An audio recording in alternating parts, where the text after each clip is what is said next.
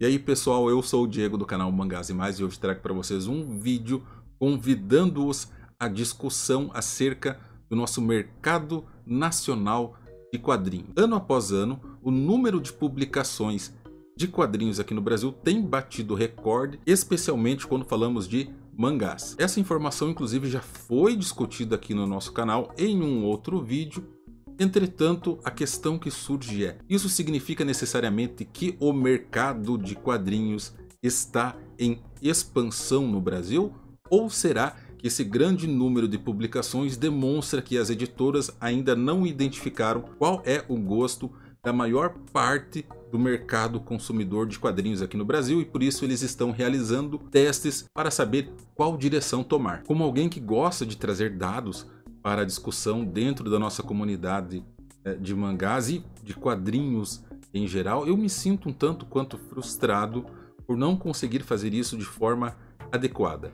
Tudo porque, na verdade, o nosso mercado de quadrinhos é bastante nebuloso. Algumas pessoas, e aí eu cito o projeto Quadrinhopédia, que é uma tentativa conjunta de coletar dados, transformar esses dados em informações e trazer alguma luz sobre o que de fato está ocorrendo dentro do nosso segmento do mercado, fazem um esforço enorme, mas que infelizmente é incompleto. Tudo porque alguns dados que são importantíssimos e só as editoras possuem não são divulgados. E na verdade elas não têm nenhuma obrigação de fazê-lo.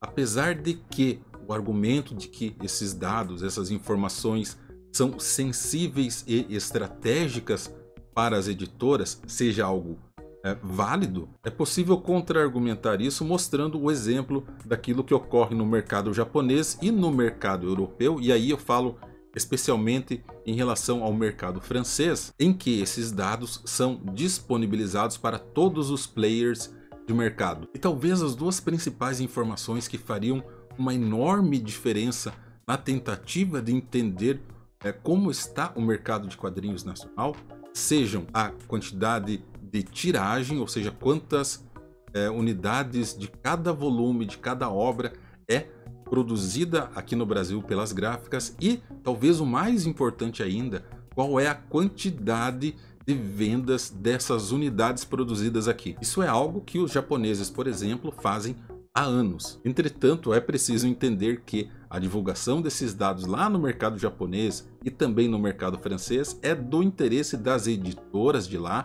porque assim elas podem mostrar ou demonstrar determinada obra tem aceitação por parte do público e isso provavelmente facilita a negociação das licenças de publicação para editoras de outros países. Mas além do conteúdo, também é negociado o formato em que essas publicações devem sair aqui no Brasil, por exemplo. Nos primórdios da publicação de quadrinhos aqui no Brasil, existia uma grande liberdade por parte das editoras em relação ao formato que este material chegava para o público consumidor. Aliás, muitas vezes essas publicações ocorriam à revelia dos direitos de publicação. Inclusive, alguns crossovers de universos completamente diferentes, de editoras diferentes lá de fora, foram criados primeiro aqui em terras brasileiras. É algo completamente diferente daquilo que existe hoje.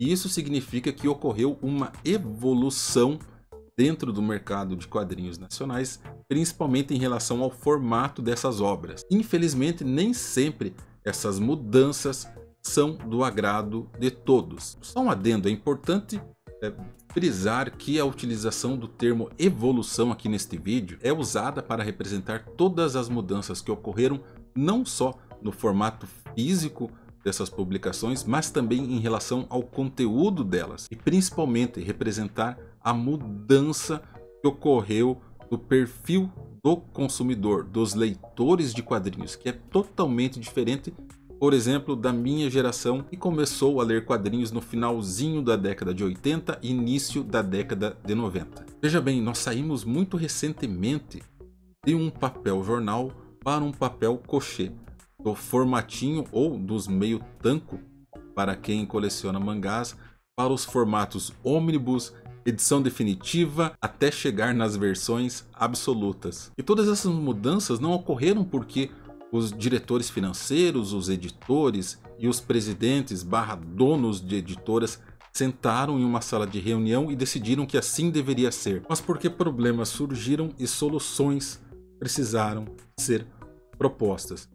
Veja bem, ninguém muda por mudar. As pessoas não gostam de mudar em sua grande maioria. Isso não faz parte da natureza humana. Aliás, nós temos uma certa aversão às mudanças. Já parou para pensar nisso? De todo modo, o público consumidor respondeu a essas mudanças que ocorreram no meio editorial em relação ao formato daquilo que é comercializado. E nesse processo, infelizmente, muitas pessoas deixaram de consumir quadrinhos. Porém, muitos outros se juntaram àqueles que permaneceram como leitores, mesmo com todos os aumentos de preços que já ocorreram e que irão ocorrer. Bom, gente, eu nunca fui um fã do papel jornal, mas eu não me importava em ler os meio tanco ou o equivalente aos formatinhos nos quadrinhos. Agora, eu considero muito mais cômodo comprar uma edição que englobe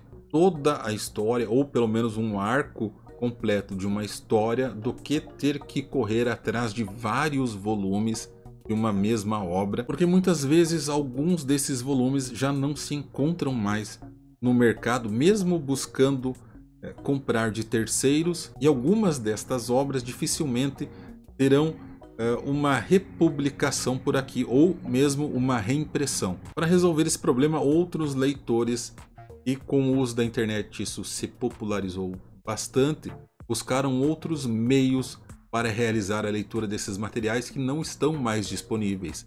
Eu não estou aqui para julgar ninguém, mas apesar de eu gostar bastante desses novos formatos que nós temos disponíveis no mercado, existe um grave problema relacionado a isso e nós não podemos continuar escondendo este problema debaixo do tapete. Eu não lembro exatamente qual foi o primeiro quadrinho que eu li, se foi algo da Turma da Mônica ou dos DuckTales da Disney, mas eu lembro que minha mãe, como um meio de fomentar a leitura, tanto minha quanto dos meus irmãos, assinou os gibizinhos da Abril para que nós tivéssemos então acesso a um conteúdo que fosse mais agradável para crianças. Veja bem, estou falando de algo do início da década de 90. A internet, nós nem sabíamos o que era isso, então éramos espécies de leitores passivos, ou seja, a gente não lia o que a gente queria, a gente lia o que tinha disponível nas bibliotecas, e aqui na minha cidade tinha apenas uma biblioteca municipal e a quantidade de livros era reduzidíssima. E apesar de tudo o que se possa falar contra a pessoa, a verdade é que Maurício de Souza é alguém importantíssimo para o Brasil, principalmente quando nós falamos de cultura, porque são esses quadrinhos da Turma da Mônica, da Disney, que trazem novos leitores para o universo de quadrinhos, que futuramente serão leitores de Marvel, DC, Dark Horse, mangás, Gekigás, fumetes, quadrinhos europeus em geral, enfim, o uso de novas tecnologias, de novos meios de informação, certamente são um desafio gigantesco e que provavelmente farão com que o público leitor de quadrinhos diminua, simplesmente porque as nossas crianças não conhecerão, por exemplo, a Turma da Mônica. E o que você pensa? Deixe o seu comentário e vamos discorrer acerca deste assunto que eu considero importantíssimo, não só para o futuro dos quadrinhos, mas também para o futuro do Brasil. Se você me acompanhou até o final desse vídeo, meu muito obrigado. Eu sou o Diego do canal Mangás e Mais. Até mais.